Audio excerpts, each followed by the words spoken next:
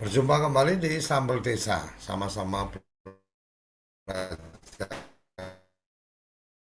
desa. Ini kita ingin belajar atau berbagi narasumber, tetapi mengajak teman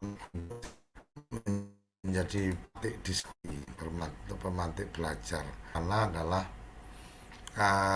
tadinya TPP kemudian menjadi uh, sekretaris desa. Jadi tadinya PD di Kabupaten Temanggung, kemudian sekarang menjadi sekretaris desa di Kabupaten Semarang.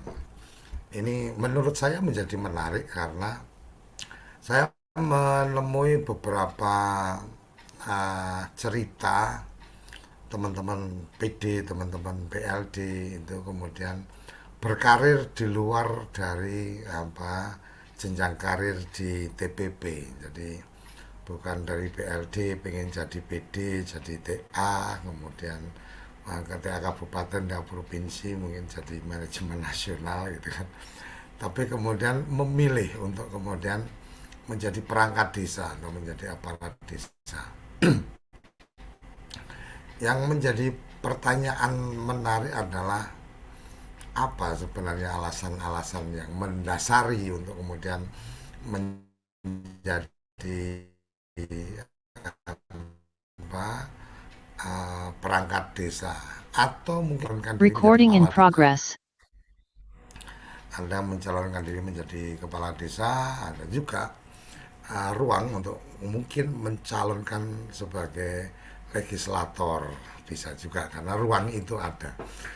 Ini menjadi menarik menurut saya adalah apa sebenarnya yang mendasari atau yang menjadikan cerita memilih menjadi perangkat desa, karena yang kita hadirkan ini Mas Anas Maulana yang tadinya pendamping desa, berarti wilayahnya kecamatan, kemudian menjadi sekretaris desa, ini wilayahnya cuma desa.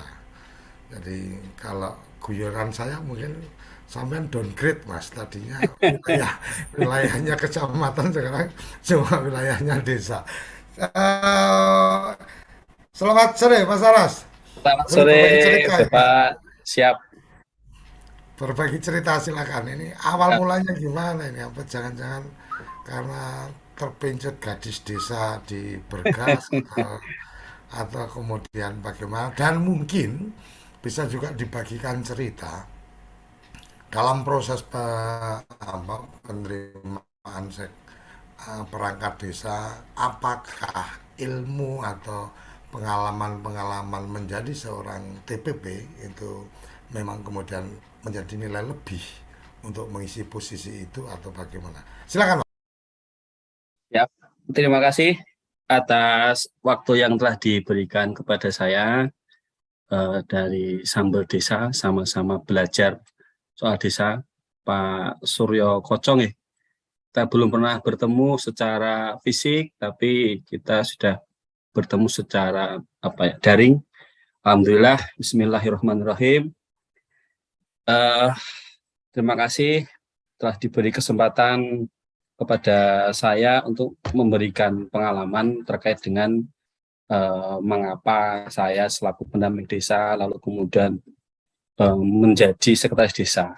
Jadi saya menjadi pendamping desa itu sejak 2015 sampai 2017, Pak. Itu pertama kali penugasan saya itu di Kecamatan Kaloran ya. Pertama dan terakhir berarti di 2002 tahun.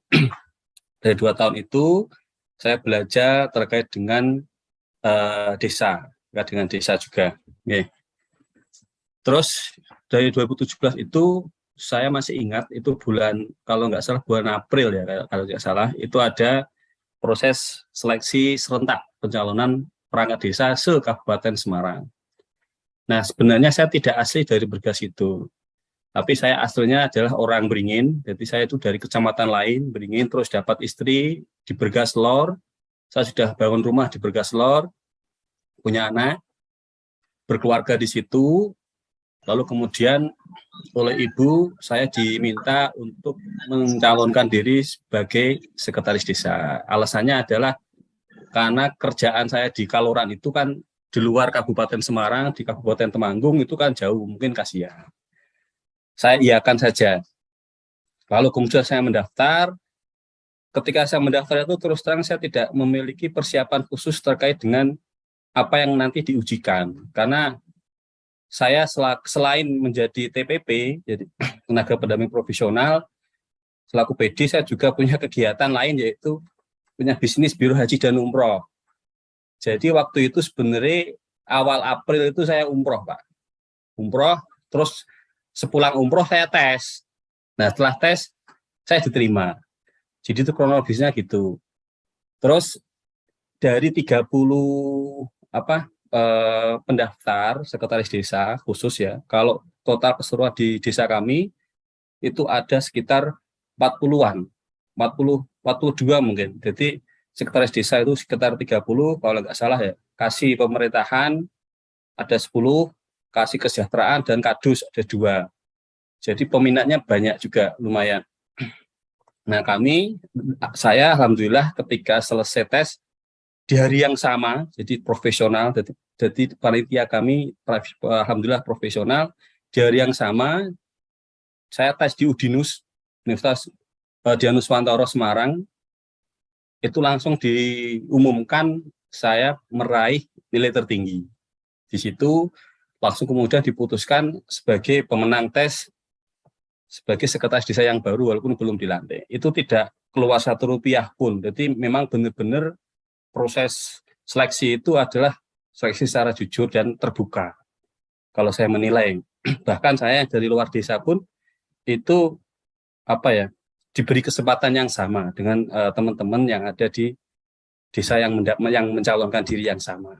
Bahkan dari 4 formasi itu 2 itu diisi dari luar desa. Jadi saya sama Bu Winda itu lulusan UNES, dia hari ini menjadi bendahara desa yang dulu mengisi sebagai kasih pemerintahan di Rolling dan hari ini mengisi sebagai bendahara desa. Jadi prosesnya seperti itu, Pak.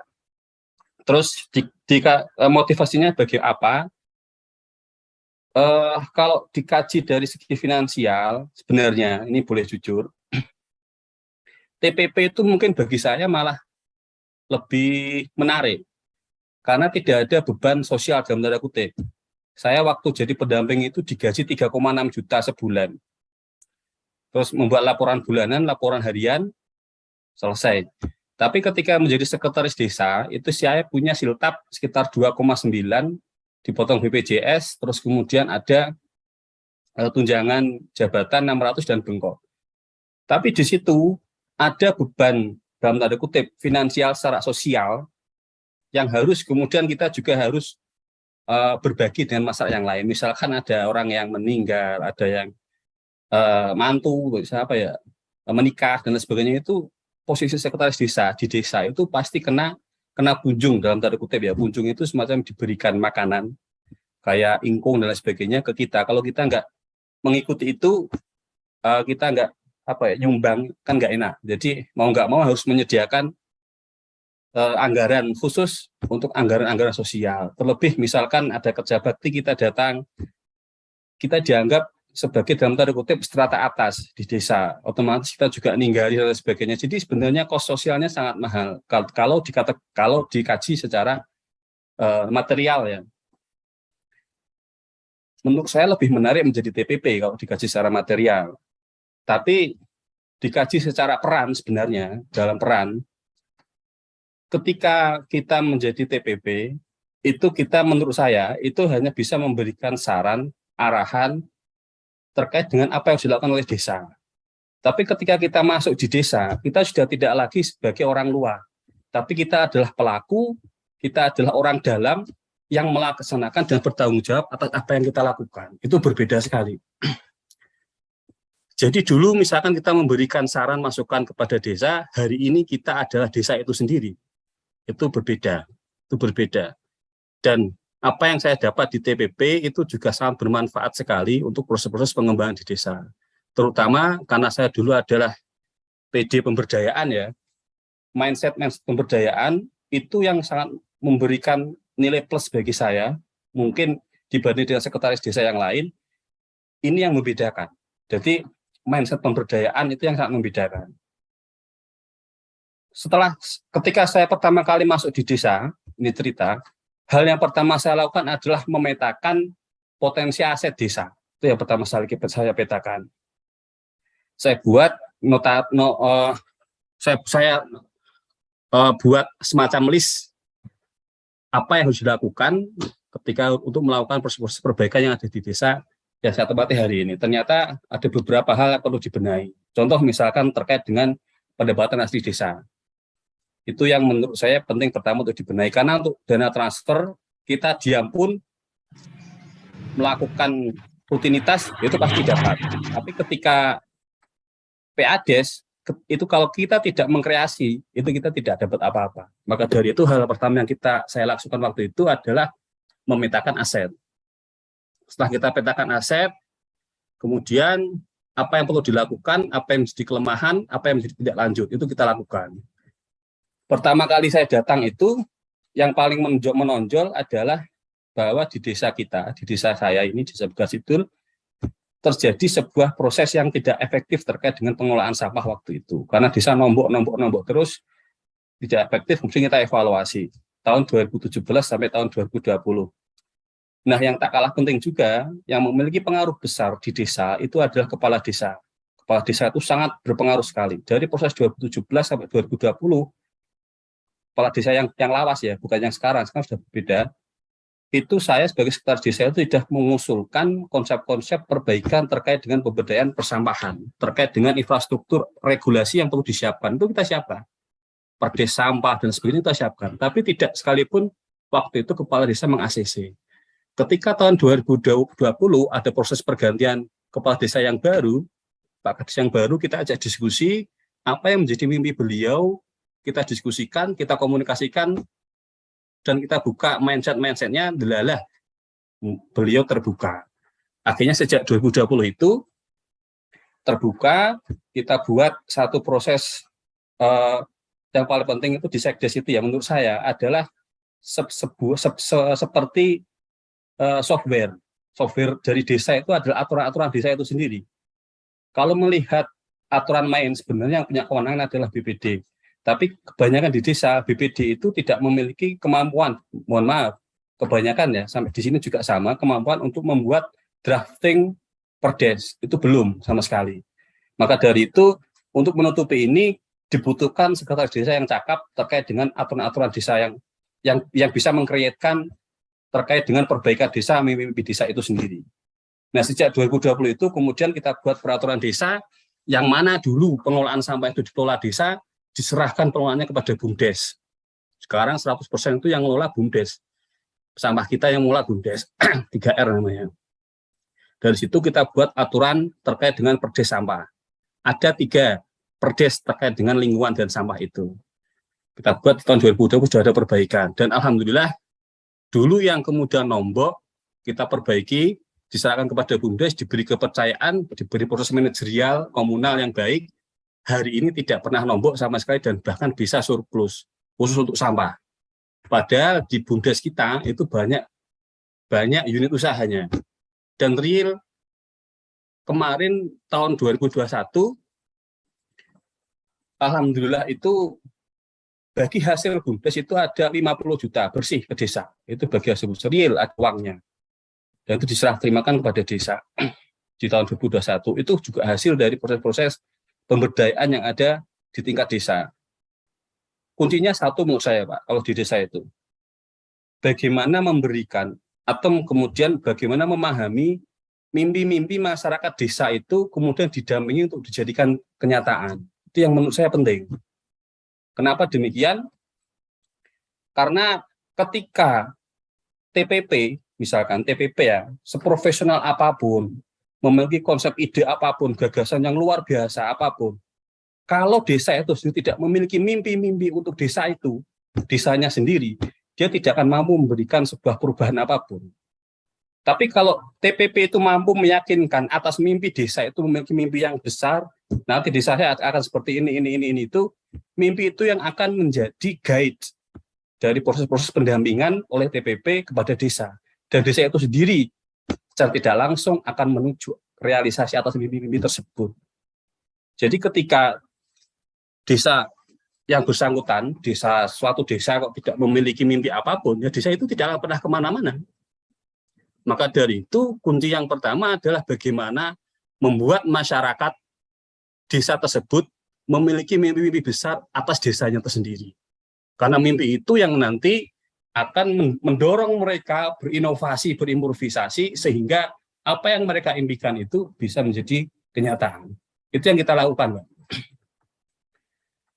Dan ini bisa jadi garis bawah kenapa di awal saya bilang saya adalah misalkan TPP, dulu pernah jadi TPP, mindset pemberdayaan itu menjadi pembeda, dan gayung bersambut dengan Pak Kepala Desa, Pak Kades juga memiliki mindset yang sama, bahwa di tahun 2021 kita tidak ada pembangunan desa dari dana desa, Pak. Ini menarik. Jadi 50% lebih. Artinya nggak ada pembangunan fisik ya? Nggak ada pembangunan fisik dari dana desa, nggak ada dari desa. Itu 50% lebih, bahkan mungkin 60% lebih mungkin untuk pemberdayaan masyarakat. Jadi ketika kita mampu meng-create atau menciptakan satu kemandirian komunal di tingkat terkecil desa, disitulah solusi terkecil itu akan muncul. Jadi gini, hampir 406 juta waktu itu yang untuk bantuan hibah kepada kelompok masyarakat itu 406 juta dari dana desa. 406 juta. Selain itu kita gunakan untuk PKK, untuk stunting dan sebagainya itu lebih dari 150-an juta. Tapi yang saya fokuskan di sini adalah yang 406 juta itu untuk pemberdayaan di tingkat komunal terkecil, yaitu RT RW. Ketika RT RW itu berdaya, misalkan kita masih bantu misalnya per A 10 juta, ada yang 15 juta, ada yang 12 juta, tergantung mereka pengen apa. Ada satu yang menarik, ini contoh saja, di salah satu RT kami, dari bantuan 15 juta itu, dikreatkan satu usaha setingkat RT berupa internet komunal, Pak. Kenapa internet komunal? Jadi internet kelompok itu, jadi RT itu punya internet sendiri yang dikelola oleh RT. Karena hari ini internet itu sudah tidak lagi barang mewah, tapi kebutuhan. Bahkan di tingkat yang paling kecil, SD, SMP, SMA, atau bahkan yang lebih luas perguruan tinggi, atau bahkan kita sendiri, itu menggunakan internet. Jadi internet itu sudah menjadi kebutuhan.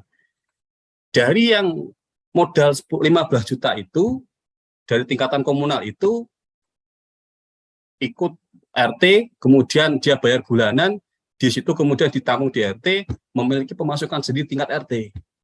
Jadi ketika nanti ada satu warga RT yang sakit, misalkan, kelaparan, atau yang lain sebagainya, mereka bisa menyelesaikan masalah mereka dalam lingkup yang paling kecil.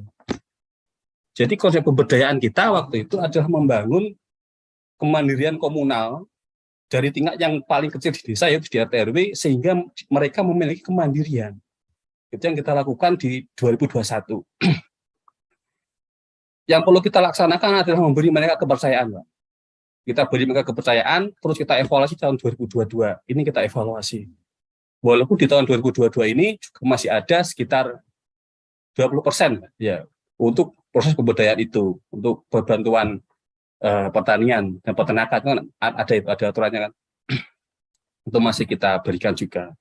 Jadi ketika kita selaku TPP dan sekarang saya menjadi sekretaris desa, itu kuncinya satu, bagaimana memahami apa yang menjadi mimpi masyarakat di desa itu sendiri, sehingga desa menjadi katalisator atau fasilitator untuk mewujudkan mimpi-mimpi itu sebenarnya.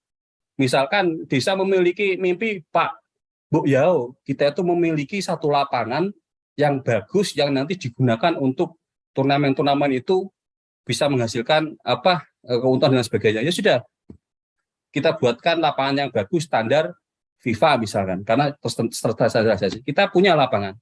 Kita punya stadion hari ini, misalkan kapasitasnya mungkin baru ribuan ya, karena punya stadion yang kecil sih, stadion kecil tapi sudah punya tribun, Terus Pak, Bu, kita buat embung, Bu, kita buat pengolahan sampah, ini itu mimpi-mimpi masyarakat itu. Nah, bagaimana desa itu menjadi fasilitator atas mimpi-mimpi tersebut? Mekanismenya bagaimana? Melalui proses administrasi yang ada di desa. RPJMDes, RKPdes, APBD, dan sebagainya. Itu melalui mimpi tersebut. Itu kita dapat melalui proses-proses mekanisme yang sudah kita pahami melalui musyawarah dusun, lokakarya dusun, dan sebagainya. Sebenarnya itu, Pak. Jadi bagaimana kita sebagai perangkat ya hari ini saya, karena sudah ada di dalamnya, itu bisa merealisasikan apa yang menjadi harapan dari masyarakat itu sendiri. Menurut saya itu alasannya. Oke, ini menarik ini. Jadi kalau secara material ternyata penerimaannya tidak lebih besar. Ya, Yang kedua, benar. secara kos sosial juga menjadi lebih besar. Lebih besar, Pak, itu. Artinya secara Seminggu bisa 3 secara kali nyumbang saya. Bahkan secara sehari 4 kali biaya, pernah. biaya sosialnya menjadi tinggi ketika menjadi seorang sekretaris desa. Dan yang menarik tadi adalah kalau yang saya tangkap satu, ketika Mas Anas ini menjadi TPP pun sepertinya juga tidak mengandalkan penuh hanya dari gaji TPP, tapi juga punya bisnis yang lain. Nah, ini bagian yang menarik juga sebenarnya, menjadi inspirasi untuk teman-teman bisnis-bisnis apa yang mungkin bisa dikembangkan. Tapi kembali ke tadi tentang pertimbangan ini, apakah ini tersesat di jalan yang benar atau apa, atau terjerumus ke tempat yang tepat gitu kan? Karena kalau yang saya tangkap tadi kan berarti awalnya sebenarnya nggak ada keinginan untuk Ya. kemudian masuk di wilayah itu, tetapi ketika kemudian mendengar kata orang tua, ya udahlah, menyenangkan hati, yang penting apa, suruh daftar ya ikut daftar kan gitu. Ya, awalnya itu. Terus akhirnya ketika terpilih, kemudian ternyata menjadi sekretaris desa, pengalaman selama menjadi TPP itu menjadi apa, satu nilai. Artinya setidaknya kemudian nilai ujiannya atau nilai seleksinya menjadi yang terbaik. Ya, itu. Kemudian ketika ketika menduduki jabatan juga pola pikirnya juga sudah terbangun, terstruktur dengan baik, walaupun mungkin yang tadi disampaikan apa, kebijakan kepala desa apapun namanya, perangkat desa ini kan pembantunya kepala desa. Jadi Bisa kalau itu kepala jelas sangat desanya berpengaruh. nggak punya mimpi, ya perangkat desanya mimpi, ya mimpi aja gitu kan. Tapi Iya, kalau kalau kepala desanya punya mimpi, ya perangkat desa ini kan tinggal membantu merealisasikan mimpinya iya. saja. Benar. Oke, eh, Mas Anas, mungkin Siap. pertanyaan saya adalah, ketika kemudian apa, tadi disampaikan secara proses dan seterusnya, secara material seperti itu dan seterusnya, tapi juga ada secara nikmat. Artinya secara nikmat bahwa dulu ini kan aku cuma seperti pengasuh aja, jadi tergantung bapak sama ibunya kan, istilahnya sebagai babysitter itu kan tergantung orang tuanya. Ya, Kita pengennya bayi ini begini begini, tapi orang tuanya tidak menginginkan itu, ya kamu itu kan cuma babysitter, kamu bukan bapaknya, bukan emaknya, jadi nggak bisa berbuat apa-apa. Sekarang ibarat kata, bicara desa itu layaknya bayi gitu kan. Mas Anas bukan lagi sebagai pengasuh, tetapi menjadi orang tuanya, setidaknya kan seperti itu. Nah, kalau ditimbang-timbang, kalau ditimbang-timbang, saya tidak ingin mendiskusikan ini apa tersesat di jalan yang benar atau terjerumus di tempat yang nyaman gitu kan. Tapi kalau ditimbang-timbang, sebenarnya akan lebih baik atau secara kata hati, setelah semuanya berjalan, menjadi nyaman TPP atau menjadi sekretaris desa, Mas? ya. Kalau secara nyamannya hati, itu lebih pas menjadi sekretaris desa, menurut saya. Hmm, Kenapa? Karena menjadi sekretaris desa itu adalah orang kedua di desa yang memiliki kebijakan langsung terkait dengan apa yang harus dilaksanakan oleh desa. Pertama itu. Penduduk kami itu 7.300, Pak. 7.300 terdiri dari 8 RW, 42 RT. Artinya lumayan besar. Jadi ketika di situ misalkan ada 1 atau 2% saja yang dikategorikan oleh desa sebagai orang miskin yang perlu dibantu. Ketika saya sebagai seorang TPP, saya tidak memiliki kewenangan untuk menunjuk siapapun. Tapi ketika saya menjadi sekretaris desa, saya yang kemudian membuatkan SK, saya membuatkan perkadesnya, saya yang kemudian bisa memberikan keputusan selain kepala desa ya, orang ini itu yang memiliki kewenangan hak untuk menerima itu.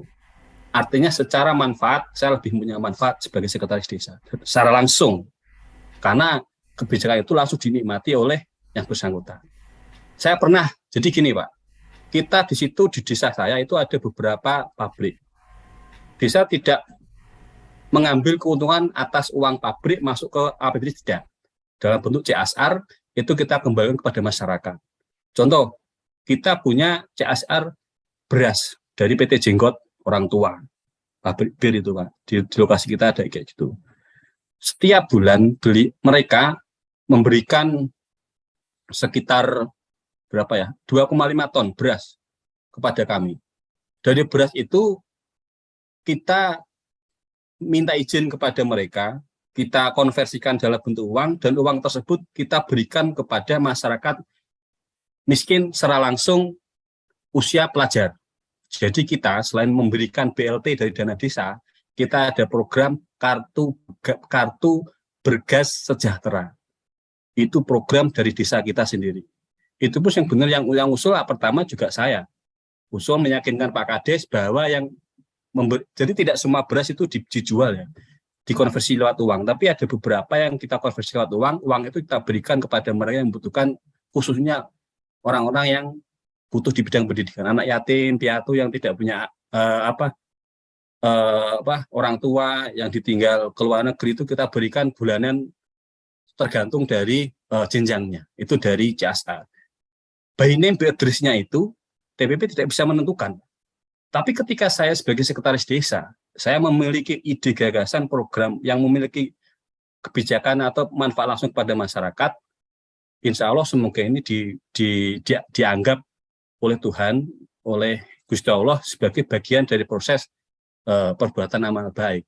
Nyata kan, by name-nya jelas.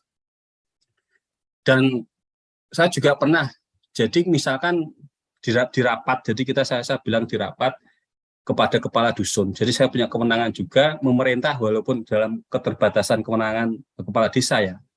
Siapapun warga desa yang tidak bisa makan, yang tidak punya beras, silahkan datang ke desa. Hari ini juga, hari itu juga kita kasih beras. Jadi ketika saya tidak sebagai sekretaris desa, tidak mungkin saya memiliki kewenangan bicara seperti itu, Pak. Tapi ya setelah kita bisa seperti itu, ya memang benar ada, datang ke desa minta beras, waduh, ya kita kasih, karena kita berasnya kan ada. Jadi kita minta beras, kita kasih ke orang yang bersangkutan, kita ngobrol-ngobrol masalahnya seperti apa. Jadi desa ini adalah mimpi sekaligus solusi bagi warganya.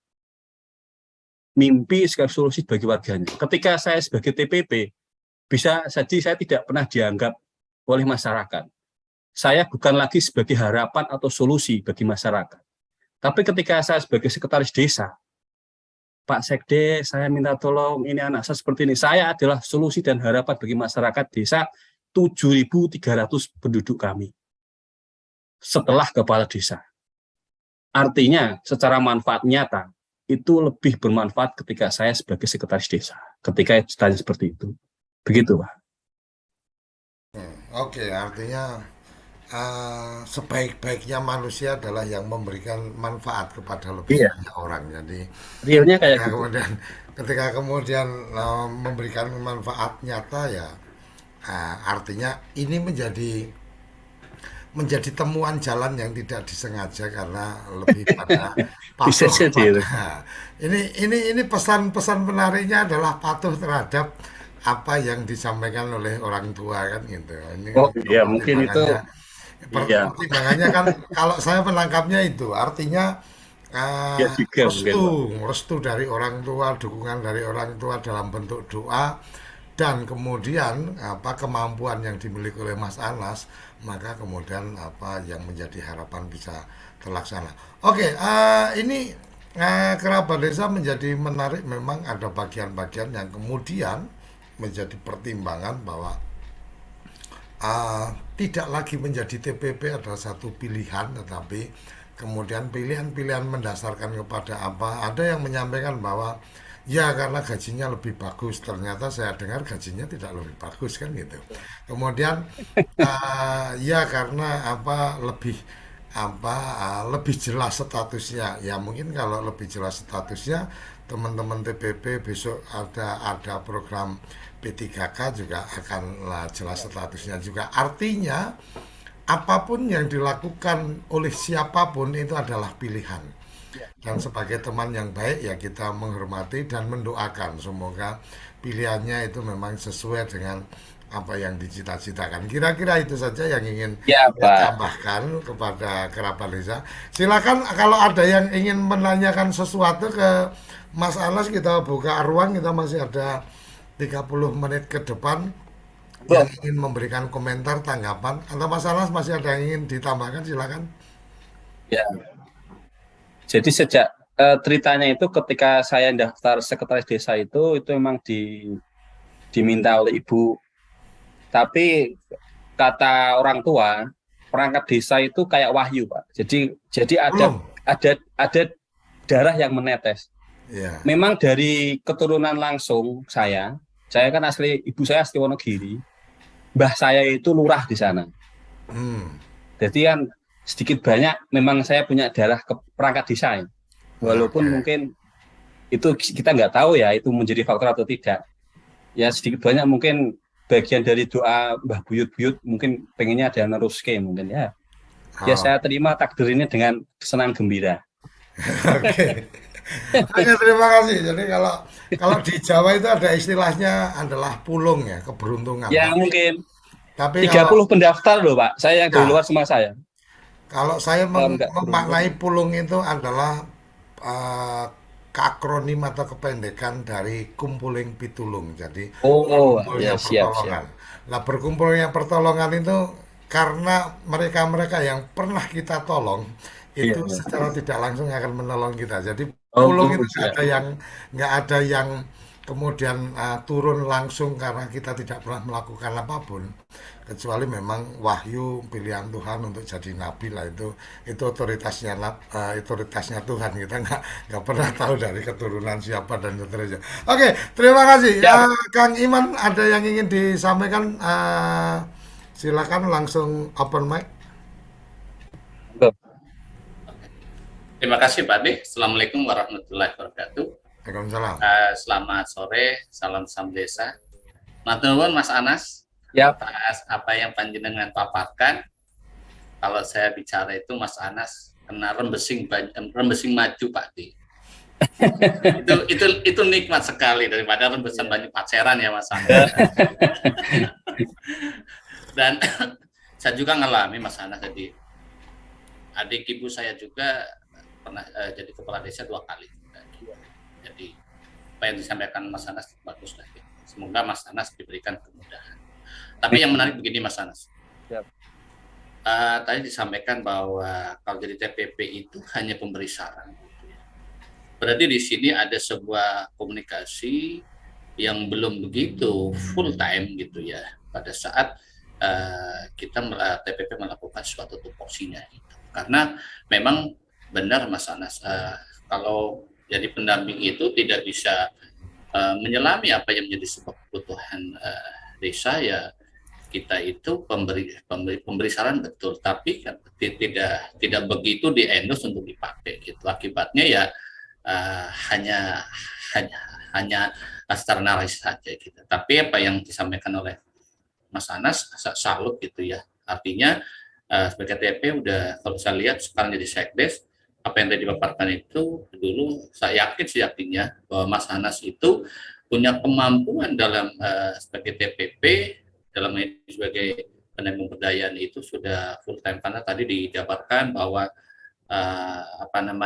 dalam membangun sebuah struktur pemerintahan itu memang dikuatkan dalam regulasi. Tadi disiapkan harus keinginan ini desa ini gitu, dan ternyata Mas Anas berhasil gitu. Tapi saya pingin gini Mas Anas, kebetulan di Rasa itu kan banyak sekali itu ya penyangga kayak resto ataupun hotel atau penginapan. Karena daerah itu daerah di Batu Ada itu kan wisata gitu. Nah, tadi disampaikan adanya CSR dari sebuah perusahaan gitu, yang mana itu sampai sekian ton gitu. Nah, boleh dong dibagikan ceritanya gitu, ilmunya gitu ya, sehingga Mas Anas bisa merangkum jadi satu. Ternyata dengan Anas sebagai sekdes lebih mudah mengeksekusi, karena kalau tadi dibilang adalah sebagai pejabat yang sangat bagus gitu ya di desa, sehingga bisa mewarnai dan bisa mengeksekusi. Begitu Mas Anas, terima kasih. Mangga. Siap. Terima kasih. Siap. Terima kasih Kang Iman.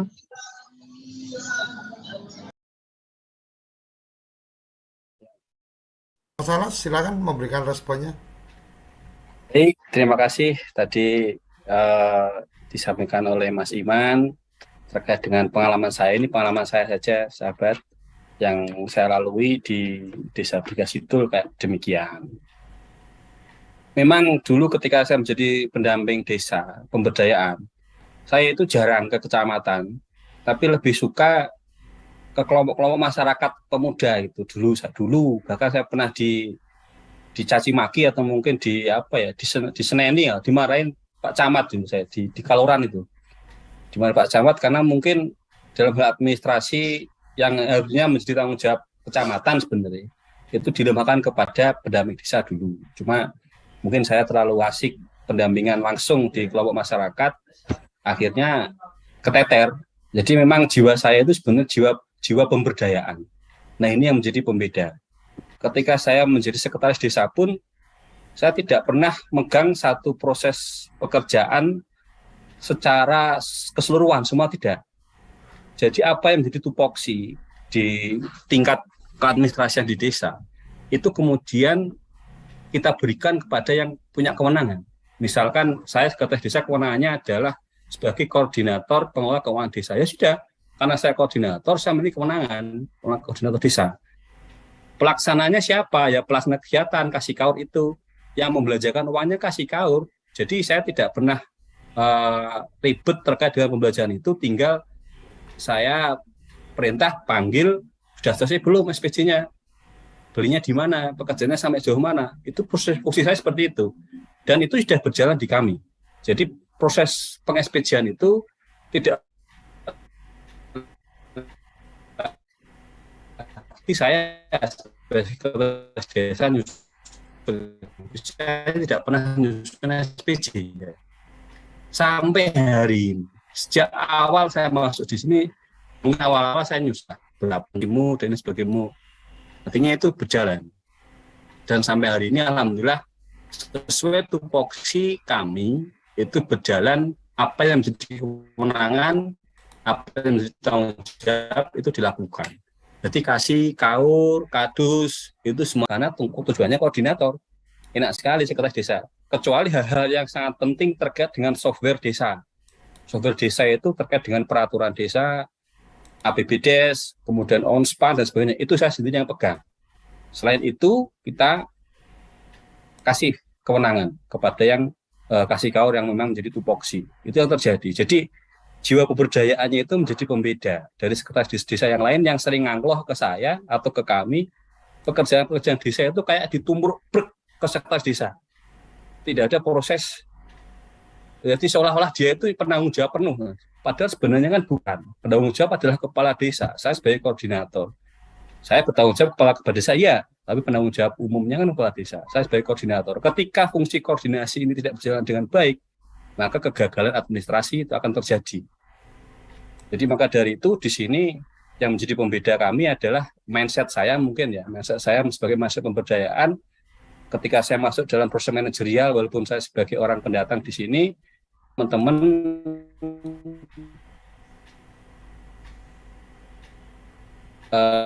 perangkat desa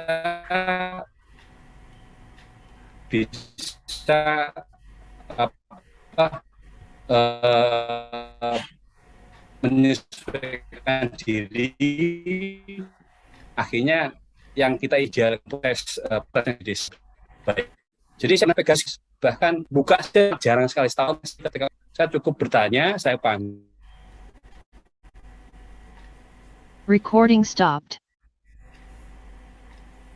Recording in progress. Halo, Mas Anas. Oke, sepertinya terputus koneksinya ini. Halo, Mas Anas. Ya. Oke, sempat terputus tadi. Oke, terima kasih Mas Anas untuk responnya. Mungkin ada teman-teman yang lain yang ingin memberikan responnya, silahkan. Ini menjadi menarik ini ketika saya melihatnya bahwa ada posisi menjadi TPP itu menjadi tempat untuk kemudian menempadili sih. Artinya mempunyai kapasitas yang mempunyai kapasitas yang lebih ketika kemudian menjadi TPP ini menurut saya ibarat kata jadi TPP itu kalau toh tidak akan berkarir selamanya di situ, ya di situ jadi tempat kita sekolah sambil dibayar kan gitu. Oh iya, benar tuh Pak. Jadi paham betul bagaimana melakukan pemberdayaan, paham betul tentang aturan-aturan, kebijakan-kebijakan, paham betul bagaimana dinamika politik di desa dan seterusnya, belajarnya tanpa harus membayar. Artinya malah justru dibayar kan, kira-kira seperti itu. Itu untuk mereka yang mau belajar. Ya, Tapi kalau yang tidak ingin belajar ya sekedar ngisi daftar hadir, ngisi laporan kegiatan, kemudian tidak ada yang diserap kemudian dijadikan nilai lebih, tapi lebih sekedar ya menjalankan tugasnya ini, ya dikerjakan tugasnya ini, dikerjakan, kadang-kadang tidak memahami tugas juga kan gitu. Oke, ini bagian yang menarik. Masih ada waktu sekitar seperempat jam lagi. Silakan teman-teman yang ingin menyampaikan. Ya, tambahan. Mas Nuraji, silakan. Ya, silakan. Ya, sangat menarik sekali karena apa yang dibangun dengan dana desa itu begitu efektif. Saya dengar lebih banyak ke pemberdayaan ya.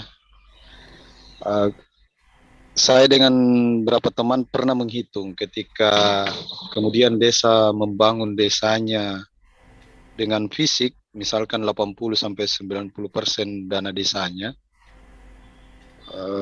dampak perubahan ekonomi dan sosial itu menurut kami tidak begitu berdampak, kecuali di desa itu ekonominya tumbuh pesat. Misalkan desa itu berbatasan dengan kota, sehingga akses infra itu sangat vital. Karena rata-rata 2 tahun 3 tahun rusak, dibangun lagi, 2 tahun 3 tahun rusak. Akhirnya pekerjaan yang muncul adalah membangun fisik terus, tetapi efek terhadap peningkatan kapasitas dan lain-lainnya itu tidak muncul di masyarakat. Harga pupuk pestisida mahal itu tidak terjawab. Nah, itu menariknya yang saya dengar tadi. Tetapi ada sedikit hal menurut saya yang perlu mungkin kita diskusikan. Pilihan Mas siapa tadi namanya? Anas. Ya, Mas Anas. Ya. Ini juga sentilan bagi, saya melihat ke samping ya. Ini juga sentilan bagi pendamping desa bahwa perlu memang strategi dalam pendampingan seperti yang kita diskusikan kemarin. Perlu banyak strategi. Kalau hanya menunggu petunjuk teknis dari kementerian atau dari TA, terus mengirim data dianggap selesai pekerjaan, sehingga kita hanya fungsi humas, lebih pada fungsi humas. Ada menarik tadi bahasa fungsi katalisator. Nah, saya lebih melihat Mas Anang menjalankan fungsi-fungsi katalisator itu.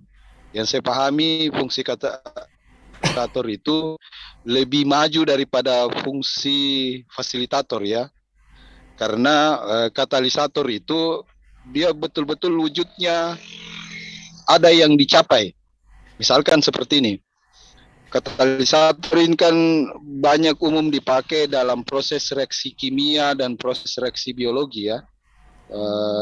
Makanan, pembuatan produk-produk di mana sesuatu yang bereaksi tapi dia tidak larut di dalamnya. Contoh pembuatan sabun itu bahan utamanya adalah minyak kelapa. Tetapi setelah dia jadi sabun, dia mampu memberikan minyak kelapa. Seperti itu, bahwa proses pembuatan sabun itu dari minyak kelapa. Katalisatornya adalah soda api yang panas, tetapi karena ada proses reaksi sehingga ketika jadi sabun, sabunnya tidak panas. Itu yang disebut dengan proses katalisator. Nah, proses-proses ini mungkin memang yang harus kita evaluasi dalam proses pendampingan kita, di mana saya tidak melihat ada bentuk saya tidak tahu lah kalau di kabupaten lain, tetapi ketika misalkan kita wujudkan dalam rakur misalkan hanya persoalan bagaimana data yang terkumpul, bagaimana ini dan ini dan ini.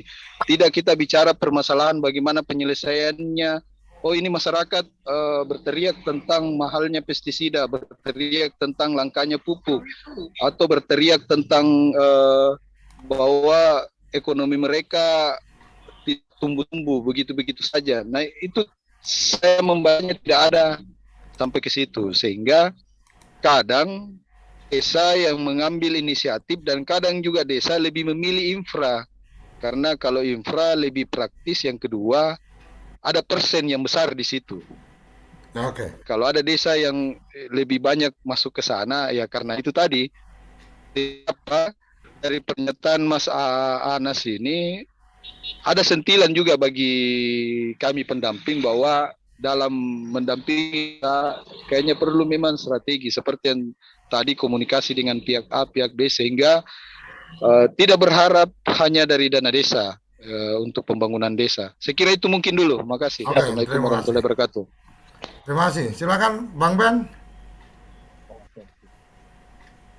Baik, terima kasih Pak D.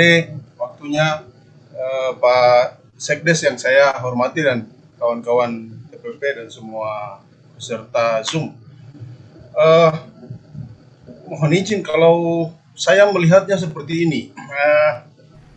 Ini sebuah keuntungan sebenarnya yang bagi kita TPP, kita bisa belajar dari Pak Sekdes sebagai seorang mantan TPP. Artinya apa? Artinya bahwa mungkin TPP juga kadang-kadang perlu melihat sudut pandang dari sisi desa atau dari sisi perangkat desa itu seperti apa.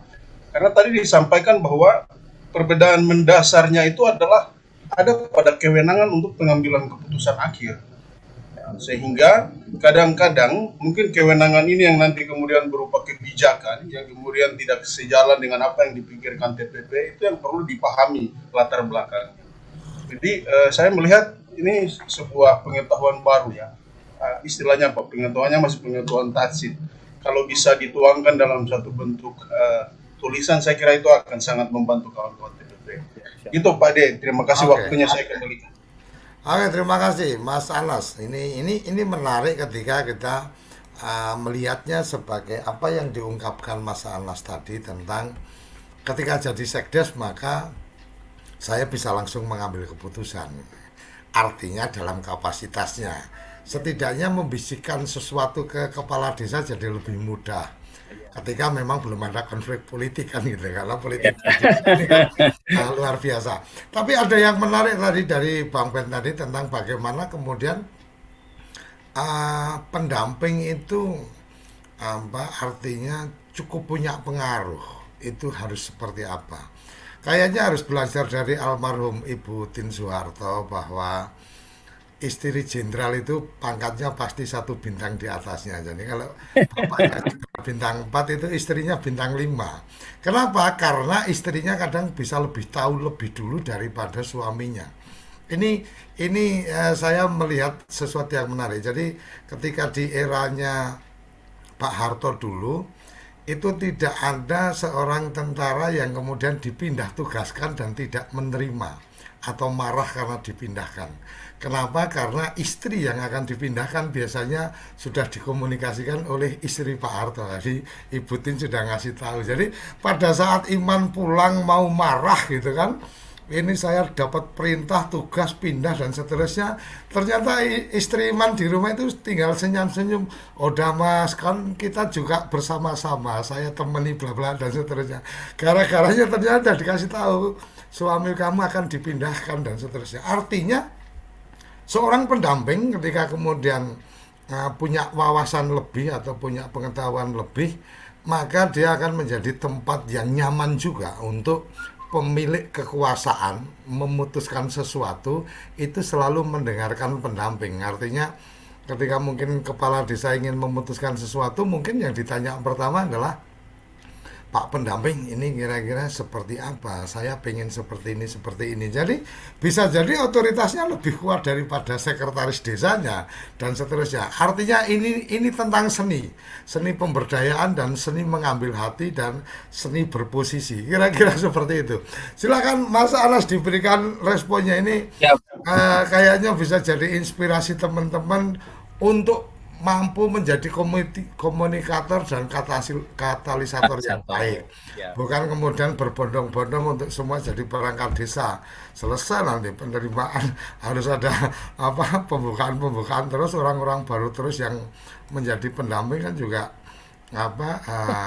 investasi dari Kementerian Desa untuk memberikan pembekalan kan ya bisa rada-rada sayang juga. Silakan Mas Anas.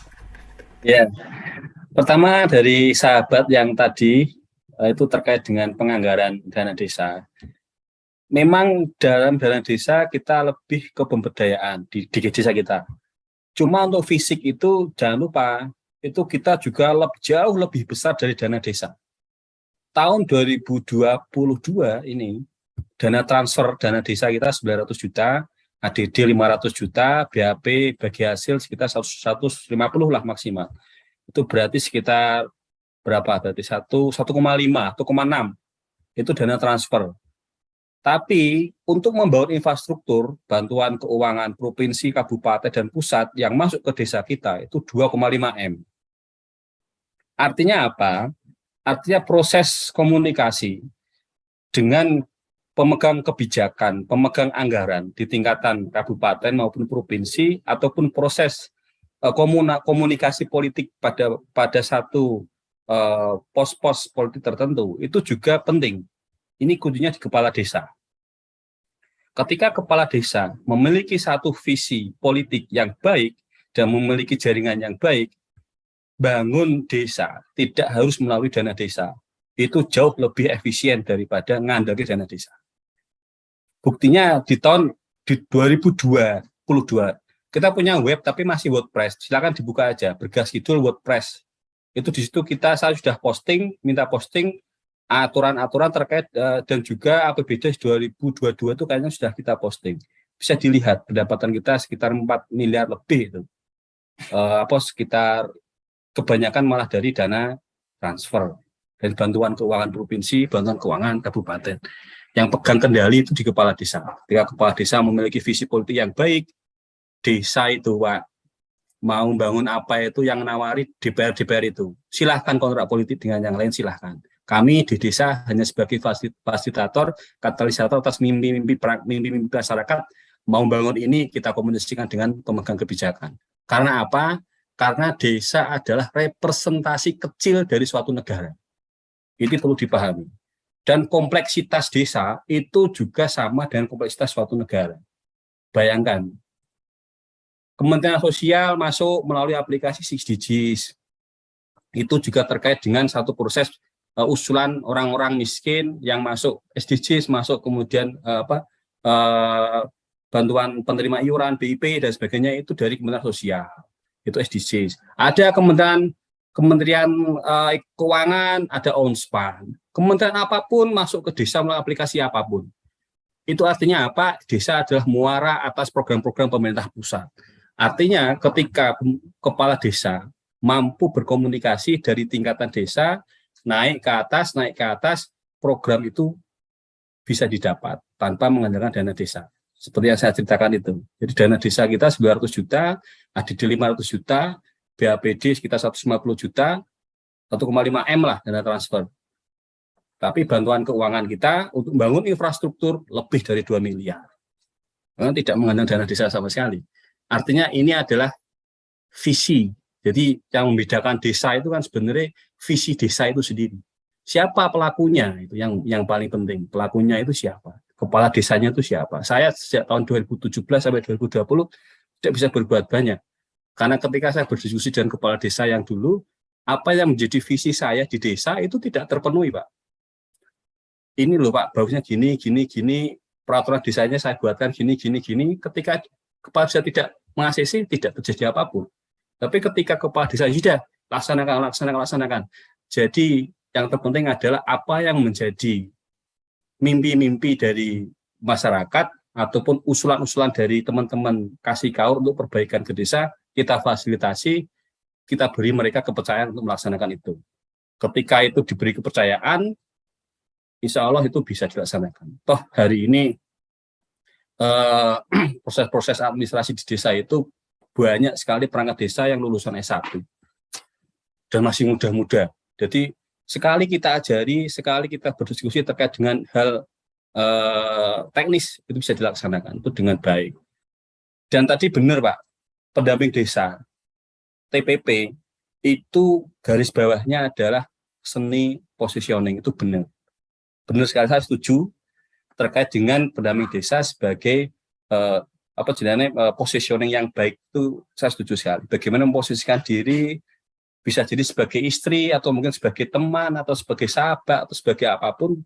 Yang jelas apa yang menjadi kebutuhan desa, apa yang menjadi mimpi-mimpi desa itu bisa terdengarkan, terfasilitasi. Jangan sebagai teman curhat atau mendengarkan tanpa ada solusi. Tapi kemudian bisa memberikan satu proses jalan keluar. Kalau misalnya desa kemudian memiliki satu permasalahan, kita diangkloi, ya paling tidak kita bisa memberikan referensi jalan keluar. Itu saran bagi saya. Misalkan dulu saya pernah di Kaloran, itu saya pendampingan kopi, Pak. Di sana itu ada kebun kopi di wilayah Kleter kalau nggak salah itu.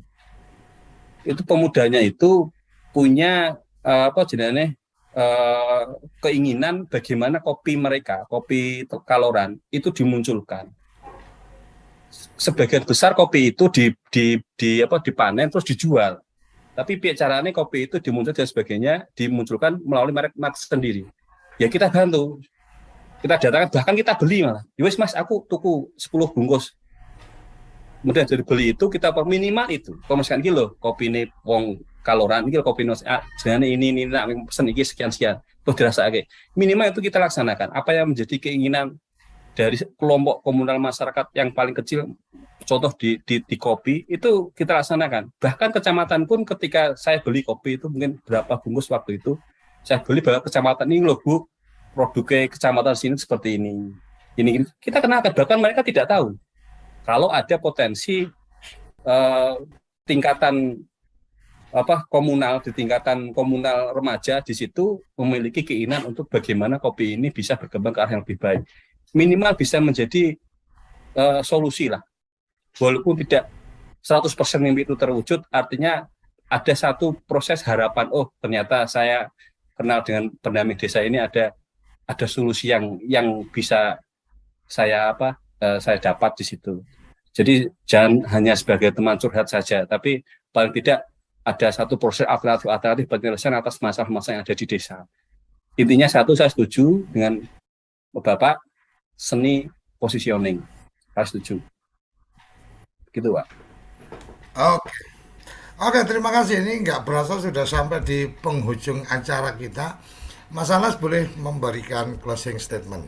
Sambal Desa ini adalah agenda tentang sama-sama belajar desa. Di forum-forum ini kita ingin banyak mendapatkan bagi pengalaman, karena pengalaman guru terbaik dan akan lebih murah, lebih mudah ketika kita belajar dari pengalaman orang lain tanpa harus kita merasakan pengalaman-pengalaman yang buruk yang dialami oleh teman-teman yang lain. Silakan Mas Alas, closing statementnya. Baik, terima kasih atas waktu yang diberikan kepada saya. Yang jelas, mari sama-sama berdesa, berinovasi, dan berkreasi dari desa, oleh desa, dan untuk desa. Desa maju, negara maju. Sekian dari saya. Assalamualaikum warahmatullahi wabarakatuh. Waalaikumsalam warahmatullahi. Oke, terima kasih Mas Anas atas waktunya, dan terima kasih kerabat desa yang sudah bergabung di Sambal Desa, sama-sama belajar desa. Dan kita akan terus ketemu di setiap hari Senin sampai Jumat pukul 16 sampai pukul 17 waktu Indonesia bagian Barat. Kita akan terus sama-sama belajar desa dalam satu semangat besar. Sambal Desa, sama-sama belajar desa. Salam desaisme. Terima kasih.